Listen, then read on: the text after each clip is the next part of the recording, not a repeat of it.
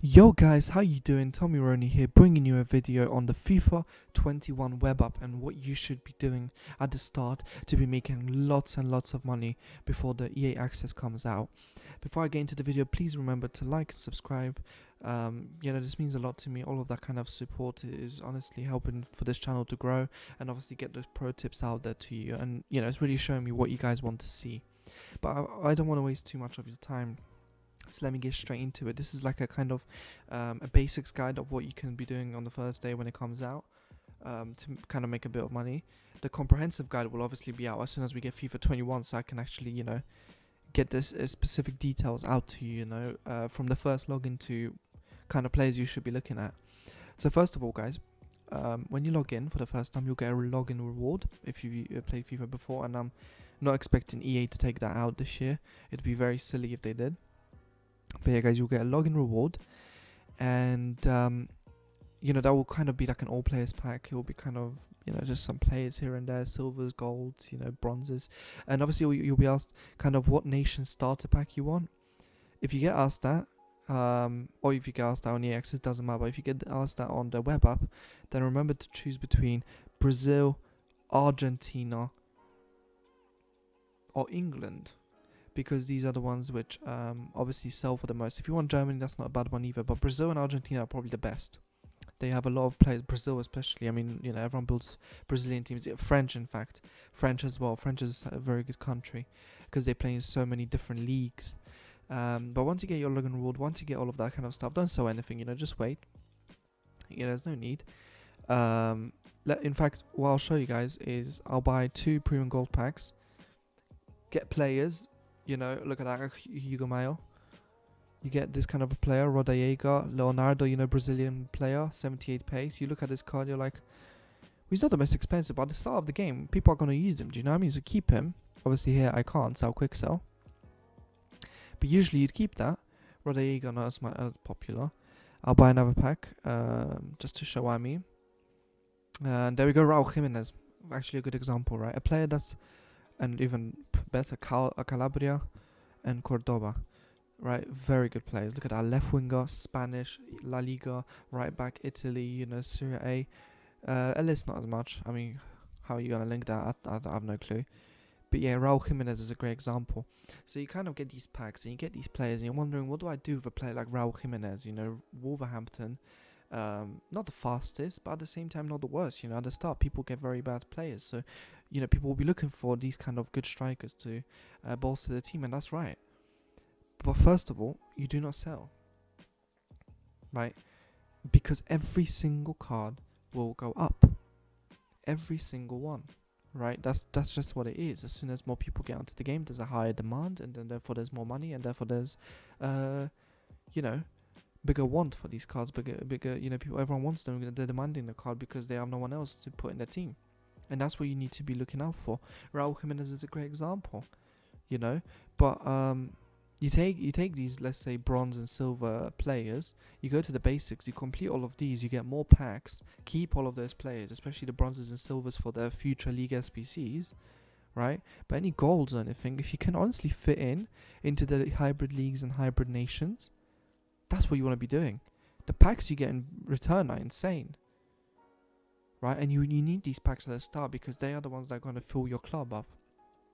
And obviously, as always, you can go to the transfer market. You will, for example, search Jimenez.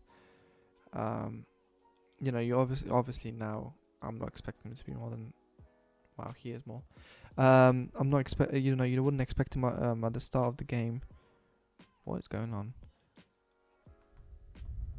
Haven't played FIFA in a while, so okay, this is weird. Raul Jimenez, how much is he? There you go, 4k, wow. Right, but at the start of the game, this actually gives a great example. Let's say it's 4k at the start of the game, right? You're like, wow, that's good money for an 80 rated card. I could sell that, buy more. And yes, that's true, but at the same time, when the game comes out, you probably rise a bit more, 5-6k. And that's what you're looking for. You're looking for that extra money because you want to obviously fill up your club. And these are the kind of deals you're looking for. Let's say Raul Jimenez is the last year's Sissoko, right?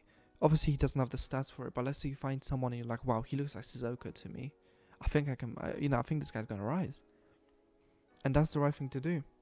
You know, I made a video and it's going to be popping up around now, where I'm comparing the prices of players, you know, web app and EA access, and also the full release. And every single time they rise. For example, Rashford, I think it was 35k between the web app and EA access. That's an insane amount of money at the start. And you know Rashford's going to be usable, you know, English. Now we know it's 85 rated because of all the new ratings, which I'll be making a video on as well. You know, what kind of players are useful in that and which ones you should avoid. So yeah, guys, I mean, you know, this is what you're looking for, right? These kind of players. Another kind of player is someone very similar to Vinicius Jr. Right, I'm not saying Vinicius Jr. specifically, but someone like him, right? Where's his normal gold? 79 rated, right? So you're thinking, well, this is not a great card. That is true. But at the start of the game, there are some 78 to like 80 rated cards, which are so like overpowered. And players like Vinicius Jr., you know, pace upon pace. That's what you're looking for, you know. Of course, you know, I don't remember how much he was worth at the start of the game, but I can only imagine a lot. You know, he's the kind of player. He's Brazilian. He's La Liga. He's got everything you need in a player. And you know, same with looking at. Let's say you get a good left back or a right back. You know, like Mendy. He's a great example. You know, you want to keep these kind of players. The players you're looking for are left back, right backs with lots of pace, good links, like Mendy, who's now 83 rated this year. And you know, this is exactly what will give you the profit. So don't sell. You know, you open a pack. Remember this process. You open a pack. Let's say at the start, boom, you get Davidson. You're like, great, he's Brazilian. I can use him in SBC. He's useful. I could probably sell him for like a K or two because people want the Brazilians at the start. Doesn't matter what the hell their rating is. You get Norwood, you're like, wow, Premier League, he's trash. But, you know, at the end of the day, you want to keep him. Links to SBCs, especially when everyone gets on in EA Access. More people put on footbin solutions when it comes to SBCs. People are going to be using these players, and they're going to go up in price. So watch these players, you know, check the price from time to time. When you see them rising, you know, take that moment as an opportunity to buy the player. That's what you should be doing. And yeah, guys, honestly, that and no fitness next year, so I wouldn't focus on that contracts. I don't think they're going to be selling as much. Obviously, Hunter, Shadow, those kind of chemistry styles are always going to be popular. I'd look at those as well, but keep them like always, you know, keep them for especially weekend league, first one, because people are going to be wanting a lot of chemistry cards at that point. But yeah, guys, honestly, and also big thing, don't buy packs with coins at the start. Seriously, it will not give you any profit. It will not be useful unless you get ridiculously lucky, and I wouldn't risk it because you have so little money at the start. There's just no point risking it all.